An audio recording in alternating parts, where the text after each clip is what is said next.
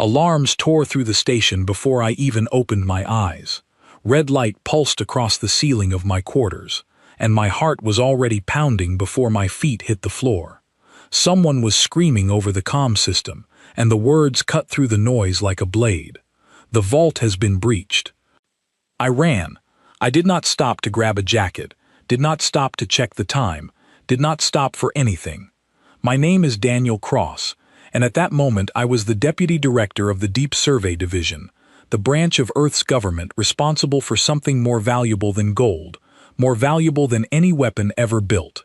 We held the star maps, every jump lane, every safe route, every hidden shortcut through the dangerous folds of space that humanity had spent 200 years charting with blood and patience. That data lived inside a vault, buried under 3 kilometers of rock, guarded by systems that were supposed to be unbreakable. I reached the control room out of breath, and what I saw stopped me cold. The main screen showed a wall of red. Every lock, every ward, every failsafe had been overridden in a matter of minutes. On the secondary screen, a live feed showed the vault door standing open. Open. Not damaged, not blown apart, simply open, as if someone had asked politely and walked inside. Grace Miller, our chief of security, stood in the center of the room with her hands pressed against her temples. She turned to me with wide eyes. "They didn't break in," she said. "They walked through our defenses like they weren't even there." I asked her the only question that mattered. What did they take? She didn't answer right away. She just pointed at the screen, where a single line of text confirmed everything I was afraid to hear. Complete extraction of Sol Cartography Archive. All sectors, all lanes, all classified routes. I felt the floor tilt beneath me, though I knew it hadn't moved at all. Every star map humanity possessed, gone in an instant, taken by hands that did not belong to us. The attackers called themselves the Thren Concord. We had crossed paths with them twice before, both times at a tense distance, both times with careful diplomatic exchanges, and nothing more. They were older than us, more advanced in some ways, proud of their reach across dozens of systems. We had always assumed our best defense against them was secrecy. Now that secrecy sat in their hands. Within the hour, the news reached the highest levels of Earth's government. I was pulled into an emergency session with senior officials, all of them talking over each other, all of them demanding answers I did not have.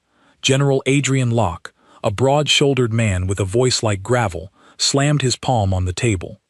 "They now know every route we have ever used," he said. "Every hidden lane, every shortcut, every weak point in our territory. This is not a security failure. This is an extinction-level event." I sat there listening to grown men and women speak of the end of everything, and something inside me refused to accept it. I had worked in that vault for 6 years. I understood the data better than almost anyone alive, and there was something about this whole event that felt wrong, though I could not yet explain why. That night, I could not sleep. I sat at my kitchen table with a cup of tea slowly turning cold, staring at nothing. My colleague Laura Bennett called me near midnight. Her voice was tight with worry. "Daniel," she said, "tell me this isn't as bad as they're saying." "I want to tell you it isn't," I said, "but I don't know yet." "You sound calm," she said, "too calm." She was right, and I didn't know how to explain it to her. Something about the ease of the theft nagged at me. The Concorde had bypassed every single defense without triggering a single alarm until the final extraction. That kind of infiltration takes preparation, patience, and above all, confidence. The kind of confidence that comes from knowing exactly what you are about to steal and believing completely that it will change everything in your favor. But what if it wouldn't? I spent the rest of that night pulling old files, cross-referencing timelines, reading through records that most people had forgotten even existed. 2 years earlier, a research team led by a brilliant young engineer named Owen Blake had begun testing something new, something that had nothing to do with our old jump lane system. I remembered sitting in on a handful of briefings about it, listening with half interest at the time, thinking it was years away from anything practical. I opened my personal terminal and searched for Owen's most recent reports. What I found, made my hands go still on the keyboard. The final line of his last report, submitted only weeks earlier, read like this: "Field tests complete. Adaptive drive stable across all trial systems. Ready for limited operational deployment." I sat back in my chair and let out a breath I did not know I had been holding. For the first time since the alarms went off, a small, careful thought began to take shape in my mind. A thought I did not dare say out loud yet, not even to myself. What if the maps the Concorde had just stolen were already becoming useless? The next morning, Earth's government held a public address. President Elena Marsh stood behind a podium with a steady expression, though I could see the tension in her jaw. She spoke of resilience, of unity, of standing firm in the face of an unprecedented threat. Cameras flashed, reporters shouted questions. Ordinary people across the planet watched with fear in their eyes, believing that everything humanity had built to protect itself was now in enemy hands. I stood off to the side of the stage, watching the crowd, watching the fear ripple through them like a wave. And for a brief moment, President Marsh's eyes met mine. She gave the smallest nod, one that most people in that room would never have noticed. It was a nod that told me she already knew what I was only beginning to suspect. This was not simply a disaster. This was the beginning of something else entirely. After the address, I was called into a private meeting with President Marsh and a handful of senior officials I had never met before. The room was quiet, almost too quiet compared to the chaos outside. She gestured for me to sit. "You've been reading Owen Blake's research," she said. It wasn't a question. I nodded slowly. "I have." "Good," she said. "Then you understand what I'm about to tell you." She explained that for the past year, Earth's fleet had been quietly transitioning away from the old jump lane system, the very system recorded in the stolen maps. The new adaptive drive technology allowed ships to calculate safe pathways in real time, without depending on any pre-charted route.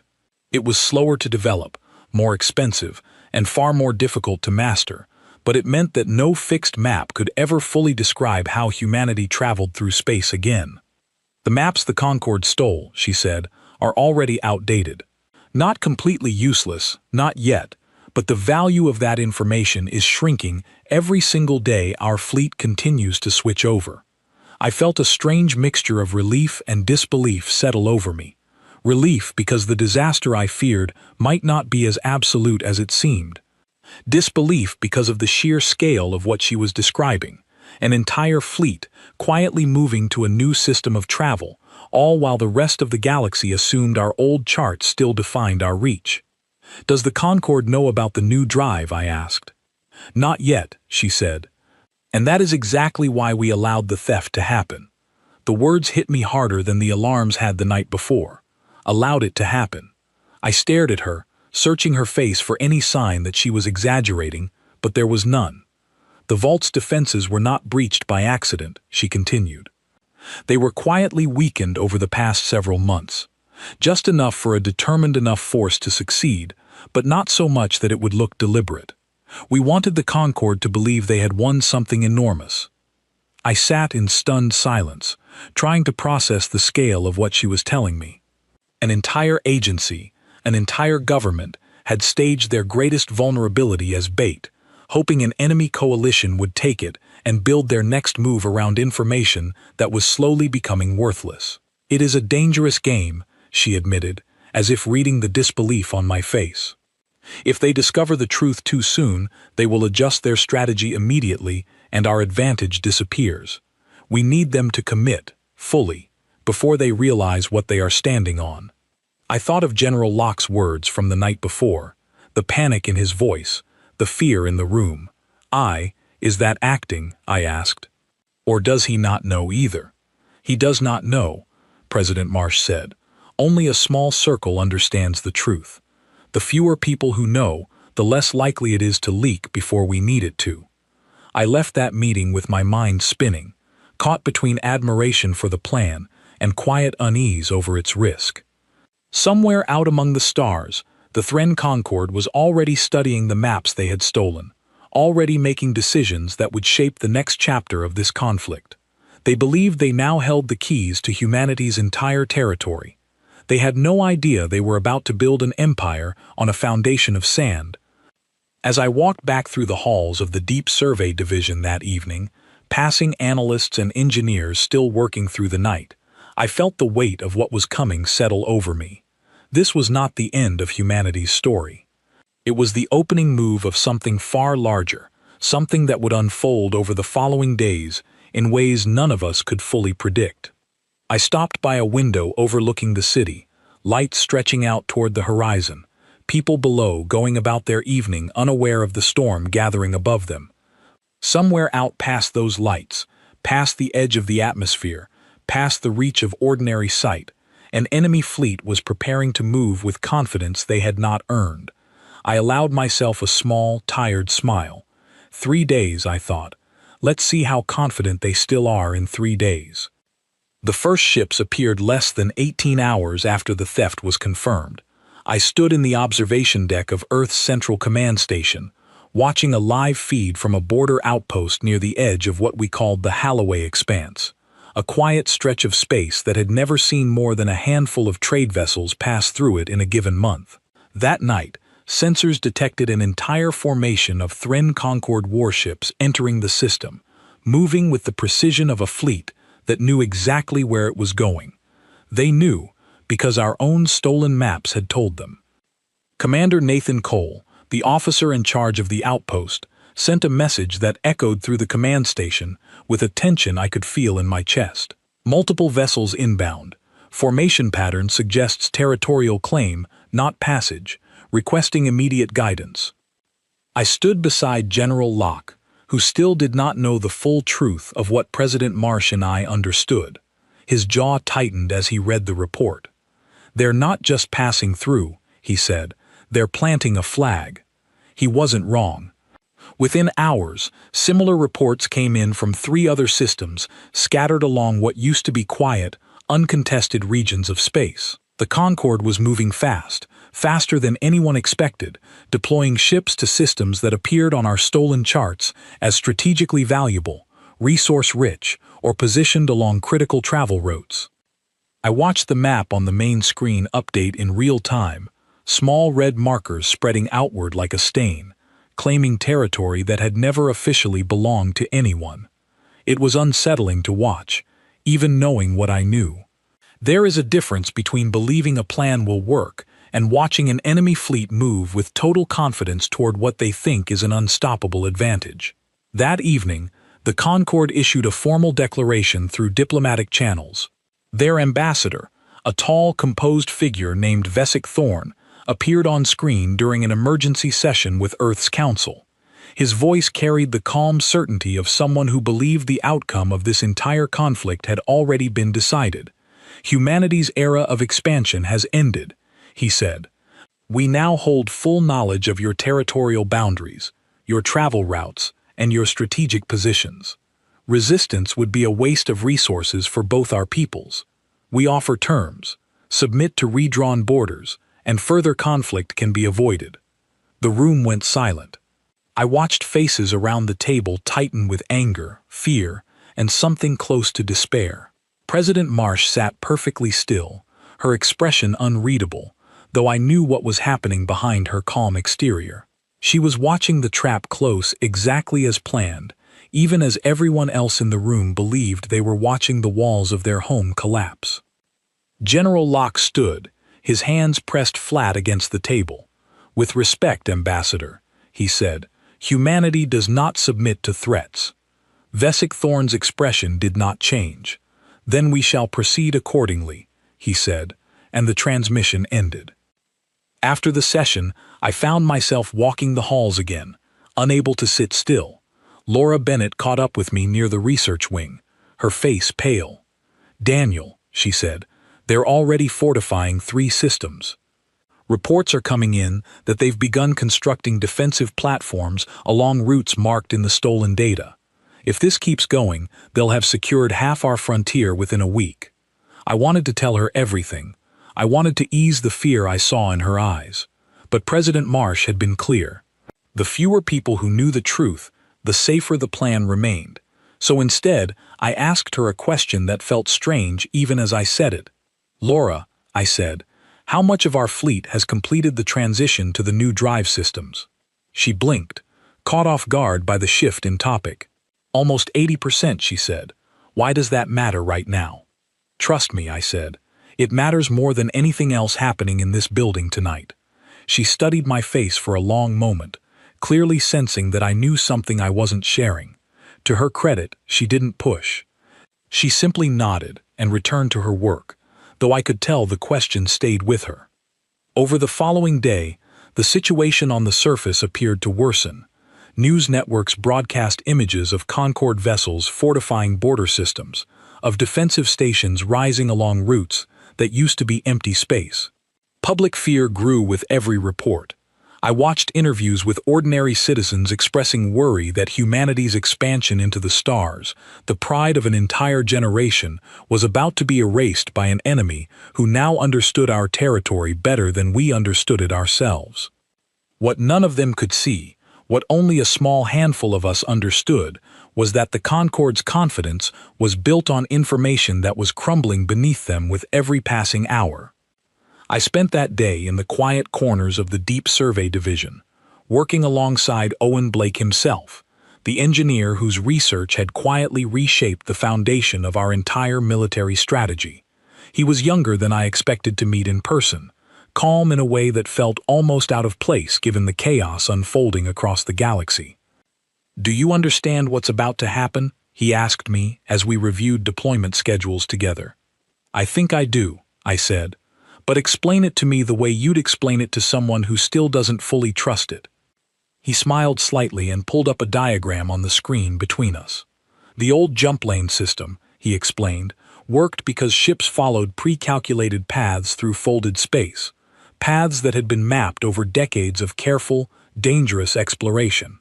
Those paths were fixed, reliable, and now entirely known to our enemy. "The new adaptive drive," he continued, "did away with fixed paths altogether. Instead of following a known route, each ship calculated its own path in real time, reacting to the shifting conditions of folded space as it moved. No two journeys were ever exactly the same.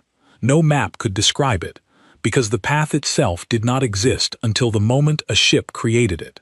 It means we can go anywhere," he said, "without ever following a route that could be predicted or blocked in advance." I stared at the diagram, understanding fully for the first time just how completely the ground had shifted beneath the Concorde's feet, even as they built fortresses to defend routes that would soon mean nothing. "They're building walls around empty hallways," I said quietly. Owen nodded. "And soon, we won't need the hallways at all." That night, President Marsh called another private meeting, this time including General Locke. I watched her carefully as she finally revealed the truth to him, watched the anger flash across his face before settling into something more complicated, something closer to reluctant understanding. "You let this happen," he said. "You let them believe they'd won. We needed them to overcommit," President Marsh said calmly. "Every system they fortify, every fleet they redirect based on stolen information, weakens their actual position elsewhere. The longer they trust that data, the deeper the mistake becomes." General Locke sat back in his chair, running a hand across his face. "And if they realize the truth before we're ready, then we adjust," she said. "But every hour that passes without that realization is an hour that works entirely in our favor." I watched him wrestle with the plan, torn between the discomfort of having been kept in the dark and the growing recognition of just how effective the strategy might become. Finally, he exhaled slowly and nodded. "How long until the fleet transition is complete?" he asked. 2 more days, President Marsh said. "Maybe less." 2 days, he repeated. "And in 2 days, what happens to every system they've already claimed?" President Marsh allowed herself the smallest, coldest smile I had seen from her since this entire crisis began. "In 2 days," she said, "their borders stop meaning anything at all." I left that meeting with a strange, quiet thrill running through me, the kind that comes from watching a plan larger than yourself begin to take shape exactly as intended. Outside, The night sky stretched wide and dark above the city, filled with stars that no longer belonged only to the paths our ancestors had mapped. Somewhere out among those stars, Concorde ships continued to fortify positions along routes that were about to become nothing more than empty lines on an outdated chart. They believed they were tightening their grip on humanity's future. In reality, they were simply wasting time. The room where Owen Blake worked never seemed to sleep. Screens lined every wall, each one displaying a different stream of data, flickering lines of code, drive calibration numbers, and live feeds from testing vessels scattered across a dozen systems. I had come to find him early that morning, needing to understand something that had been sitting uneasily in my mind since the meeting with President Marsh and General Locke the night before. If the new drive doesn't follow fixed paths, I asked him, how do our own ships avoid colliding with each other, or with hazards we haven't seen before? Owen looked up from his console, seeming pleased that I had asked the exact right question. He gestured for me to sit, and for the next hour he walked me through the true depth of what humanity had quietly built. The old system, he explained, depended entirely on prior knowledge. Scouts would travel a route once, carefully, at great risk, mapping every twist and fold of space along the way. Once mapped, a lane became safe for repeated travel, because the ship simply followed a path that had already been proven to work. It was reliable, but slow to expand, and completely dependent on secrecy. If an enemy learned your lanes, they learned everything about how you moved. The new drive worked differently. Instead of following a known path, each ship carried something called a resonance array, a system capable of reading the shifting structure of folded space in real time. As a ship moved, the array constantly recalculated the safest possible route forward, adjusting instantly to changes that no map could ever predict in advance. It meant a ship using the new drive was never following a path that existed before that exact moment of travel. It sounds almost alive, I said. Owen smiled. In a way it is. The array learns. Every journey makes the calculations faster, more precise. We've been running this quietly across our fleet for over a year, refining it system by system, without ever revealing what we were building. I sat with that information for a long moment, turning it over in my mind, trying to grasp the sheer scale of the transformation Earth's fleet had undergone in near total secrecy. While the rest of the galaxy still believed we depended on the same fixed lanes we had used for generations, we had been quietly rewriting the very rules of how our ships moved through space. That's why the maps don't matter anymore, I said slowly. Even if the Concorde has every lane we've ever charted, our fleet doesn't need those lanes to reach the exact same destinations. Exactly, Owen said. They stole a record of where we used to go, not where we can go now.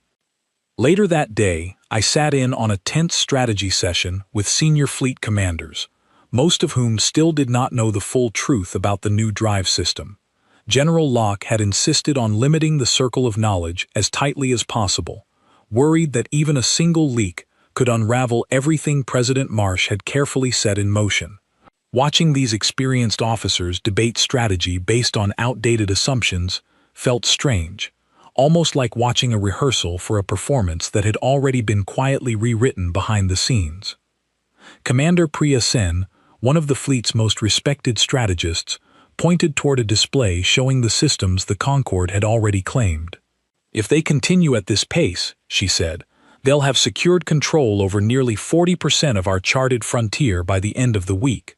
We need a response that doesn't rely on the very routes they now control. I glanced toward General Locke, who kept his expression carefully neutral, letting the room continue believing the crisis was as severe as it appeared. It was a strange kind of loneliness, holding a secret capable of changing everyone's fear in this room in an instant, yet knowing that revealing it too soon could undo everything. After the meeting, I found myself walking alongside Laura Bennett again, both of us moving through quiet hallways lit by the pale glow of emergency lighting, still active from the initial breach days earlier. "You've been different since the theft happened," she said. "Calmer than everyone else, even though you were the one closest to it." I hesitated, choosing my next words carefully. I've been trying to understand the situation as clearly as I can, I said. It helps to focus on facts instead of fear. She studied me for a long moment, clearly unconvinced by my careful answer, but she didn't press further. Instead, she asked a different question, one that caught me slightly off guard. "Do you think we're going to be all right?" she asked quietly. I thought about President Marsh's cold, confident smile from the night before, about Owen Blake's quiet certainty as he explained the resonance array, about the small red markers spreading across the map that no longer represented the threat everyone believed them to be. "Yes," I said, and for the first time since this crisis began, I meant it completely. "I think we're going to be more than all right." That night, reports began arriving from the systems the Concorde had claimed, and something in the tone of those reports had shifted, though only slightly, only in ways that a careful observer might notice. A supply convoy scheduled to reinforce one of their newly fortified positions failed to arrive on time. A patrol assigned to monitor one of the claimed systems reported unusual readings they could not explain, readings that did not match any known travel signature in their records. I sat in the observation deck long after most of the staff had gone for the night, watching these small, quiet anomalies accumulate one by one across the display. Nothing dramatic yet, nothing that would draw attention on its own, but together they painted the outline of something the Concorde had not yet begun to understand. Their maps told them exactly where danger should come from, exactly which routes to watch, exactly which systems required defense, and ship by ship, quietly, without ever touching those familiar lanes, humanity's fleet had already begun moving into position. Owen joined me on the observation deck sometime past midnight, carrying 2 cups of coffee, handing one to me without a word. We stood together in silence for a while, watching the display update with each passing minute. "How many ships have completed the transition now?" I asked. 93%, he said. "By tomorrow evening, it'll be the entire fleet." I turned to look at him, at the quiet exhaustion in his eyes from months, maybe years, of work that had led to this exact moment. "Are you nervous?" I asked. He considered the question honestly before answering. "A little," he admitted. "It's one thing to test a system in careful, controlled conditions. It's another thing entirely to trust it completely, all at once, with everything on the line." I understood that feeling more than I expected to. Trusting a plan built on secrecy, on patience, on the uncomfortable choice to let an enemy believe they had already won, required a particular kind of nerve that did not come easily, even to those who understood every detail of how it was meant to work. Below us, the city continued through its evening rhythms, unaware of just how close the balance of power across their entire section of the galaxy had shifted. Somewhere among the stars visible through the observation deck's wide windows, ships that no longer depended on ancient maps had already begun to move. Tomorrow, the last pieces would fall into place, and the following day, humanity's true response would begin. The moment I had been waiting for arrived quietly, without fanfare, without any dramatic announcement over the command channels. A single line appeared on the main display of the observation deck at exactly 6 in the morning. "Fleet transition complete. 100% operational on adaptive drive systems." I stood alone when I read it, coffee forgotten and growing cold beside me, feeling the full weight of what those words meant settle over the room. Every ship humanity possessed, from the smallest scout to the largest carrier, no longer depended on a single lane recorded in the stolen archive. The maps the Concorde had taken, the very foundation of their entire strategy, had become nothing more than a historical record of where humanity used to travel. President Marsh arrived shortly after, along with General Locke, both of them reading the same message I had already absorbed. She turned to me with a rare, genuine smile. "It's time," she said. Over the following hours, orders moved quietly through the fleet, careful and precise.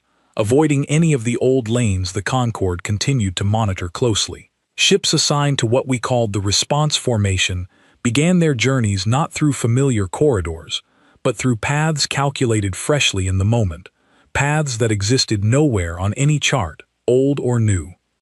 I watched the deployment unfold on the display, small blue markers appearing not along the old routes the Concorde expected, but scattered directly into the heart of systems they believed secure. Commander Priya Sen, still unaware of the full truth behind the drive system, watched with visible confusion as reports came in.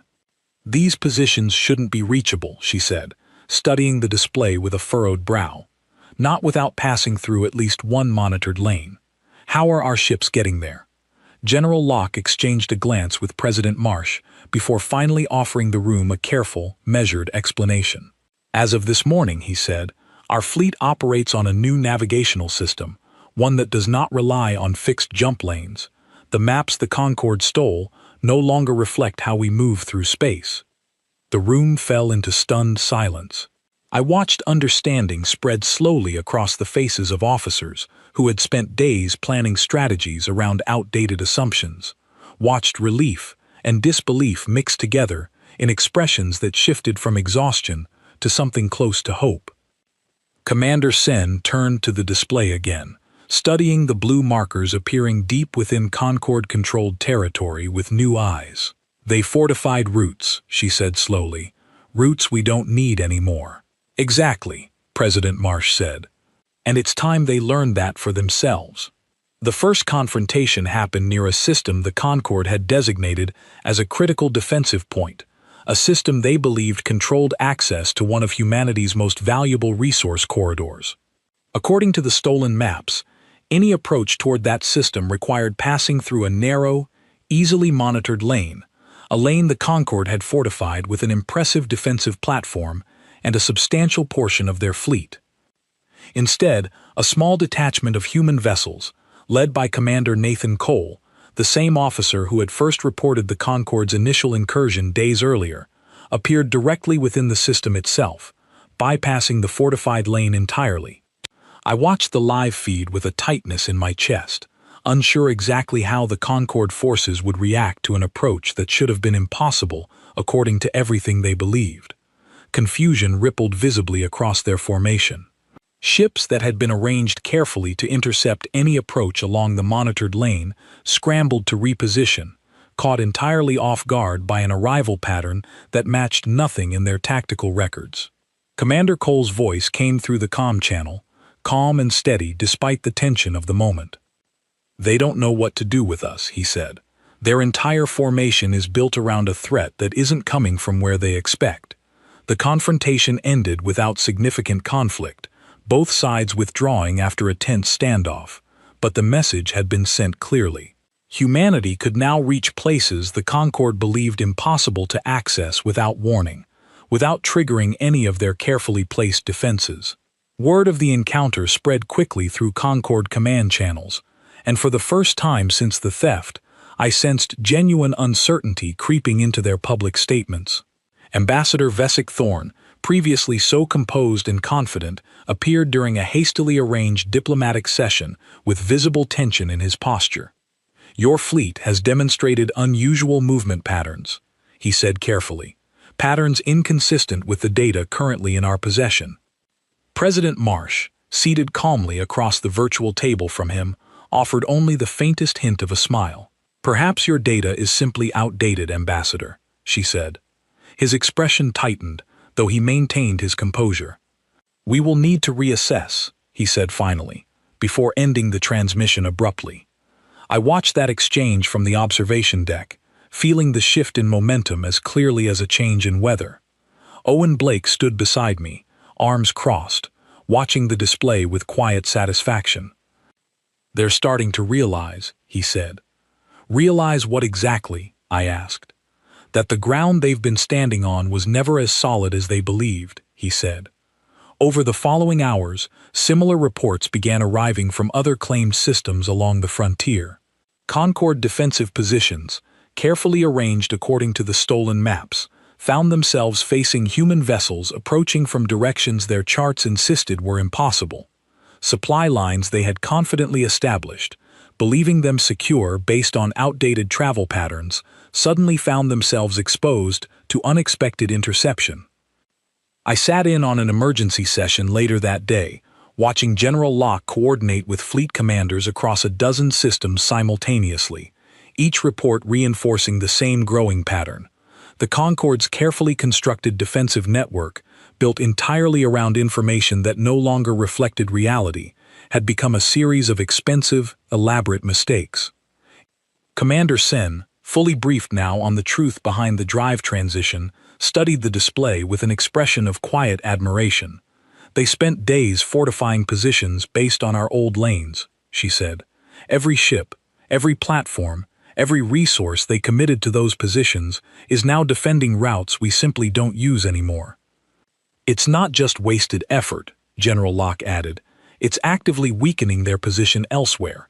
Every fleet they've committed to defending an obsolete lane is a fleet they don't have available to respond to what's actually happening." I felt a growing sense of quiet triumph as the pieces continued falling into place exactly as President Marsh had planned from the very beginning. The theft that had seemed like humanity's darkest moment just days earlier had become, through patience and careful planning, the foundation of the Concorde's greatest strategic error. That evening, as reports continued streaming in from across the frontier, I stepped outside onto a small balcony overlooking the city, needing a moment away from the constant flow of information to simply breathe. The sky above stretched wide and clear, stars scattered across the darkness in patterns that had guided humanity's earliest dreams of reaching beyond our own world. Laura Bennett found me there, a short while later, having finally been briefed on the truth behind everything that had unfolded over the past several days. She stood beside me quietly for a moment before speaking. "You knew," she said. "This whole time, you knew what was happening." "I'm sorry I couldn't tell you sooner," I said. "It wasn't my secret to share." She nodded slowly, understanding settling into her expression. "It's incredible," she said. "All of it. The drive, the plan, the timing. I don't think I've ever felt so relieved and so unsettled at the same time." I understood exactly what she meant. There was something deeply strange about watching an enemy's confidence crumble not through direct conflict, but through the quiet, patient unraveling of assumptions they never thought to question. The Concorde had trusted the maps completely, had built their entire strategy around information they believed unshakable. And now, system by system, that trust was collapsing. Somewhere out among the stars visible above us, Concorde fleets remained anchored to positions that no longer meant anything, waiting for a threat that would never approach from the direction they expected. Their borders, so confidently drawn just days earlier, had already begun dissolving into nothing more than lines on an outdated chart. Tomorrow, I suspected, would bring the final collapse of everything they believed they had won. By the third day, the Concorde's confidence had completely unraveled, and the shift was visible in every report that reached the command station. I arrived early that morning to find the observation deck already crowded, officers and analysts gathered around the main display, watching a situation none of them could have predicted just 72 hours earlier. Across the frontier, Concorde fleets that had spent days fortifying positions along humanity's old jump lanes now found themselves scattered, exposed, and increasingly disorganized. Reports indicated at least 6 major defensive platforms had been quietly abandoned overnight, their crews reassigned to systems the Concorde now believed genuinely at risk. The problem, of course, was that no one on their side seemed entirely certain anymore which systems actually mattered. Commander Priya Sen stood near the main display, arms crossed, watching the chaotic movement of Concorde vessels with an expression somewhere between disbelief and quiet satisfaction. "They're panicking," she said. "Their formations are pulling back from claimed systems, but they don't seem to know where to redirect. It's like watching someone try to defend a house with doors appearing in walls that used to be solid." I stepped closer to the display, studying the pattern of movement myself. She was right. Where the Concorde's strategy had once appeared calculated and confident, it now looked scattered, reactive, driven by uncertainty rather than clear planning. General Locke joined us shortly after, his expression carrying the cautious optimism of someone who had spent the past 3 days watching a plan unfold exactly as intended, yet still bracing for complications. "Any word from their diplomatic channel?" he asked. "Nothing yet," Commander Sen replied. "Ambassador Thorne has gone quiet since yesterday's exchange." That silence ended just past midday, when an urgent request for direct communication arrived from Concord Command. President Marsh accepted the request immediately, and I watched from the edge of the room as Ambassador Vesic Thorne appeared on screen once again, though the composed confidence from days earlier had vanished entirely from his expression. "President Marsh," he began, his voice noticeably strained, "we request clarification regarding recent developments along the frontier." President Marsh's expression remained perfectly calm, betraying nothing of the careful strategy that had led to this exact moment. "What developments are you referring to, Ambassador?" she asked. He hesitated, clearly reluctant to admit the full scope of his confusion. "Your fleet's movement patterns," he said finally, "do not align with the navigational data currently in our possession. Positions we believed secure have proven vulnerable to approaches our records indicate should be impossible."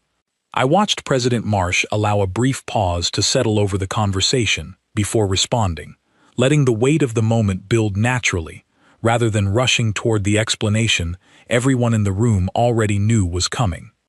"Ambassador," she said finally, 3 days ago, your forces obtained a complete record of humanity's star maps. What you may not have considered is that maps, no matter how thorough, only describe the world as it existed at the moment they were recorded. Space does not stay still simply because someone has drawn a line across it." His expression shifted, understanding beginning to dawn even as he struggled visibly to accept it. "You're suggesting the data is outdated," he said.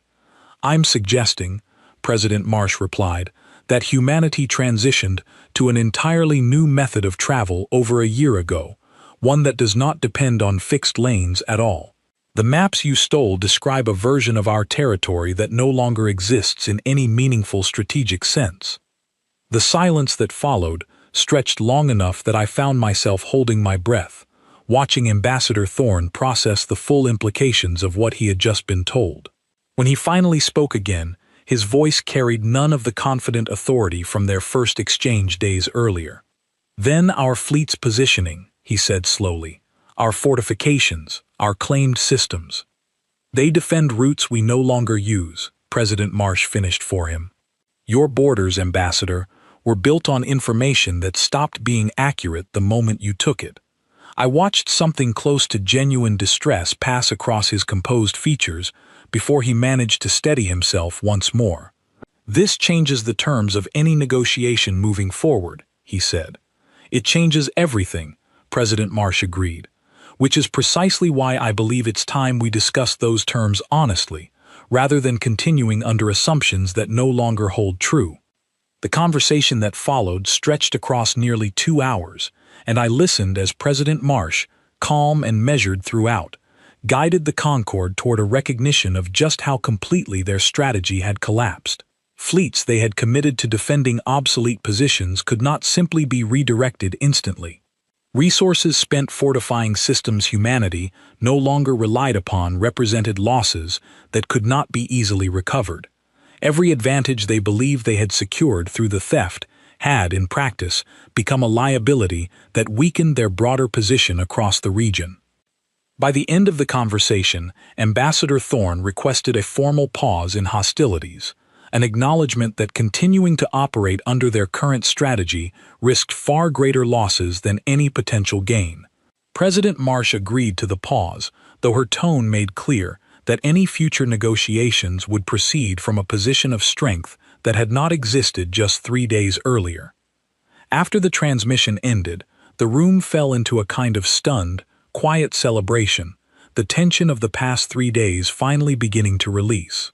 General Locke turned to President Marsh with something close to genuine respect in his expression. "You knew exactly how this would unfold," he said. "I hoped," she corrected gently. "Hope and certainty are different things, and I want everyone in this room to understand that distinction. This plan carried real risk. If the Concord had realized the truth even a day sooner, if our fleet transition had taken even a little longer, we could be having a very different conversation right now." I found myself reflecting on her words as the room slowly returned to its normal rhythm, officers dispersing to handle the flood of new developments across the frontier. There was something important in what she had said, something that felt more true than the easy triumph everyone around me seemed eager to celebrate. This victory had not come from overwhelming force, or from some decisive battle fought and won.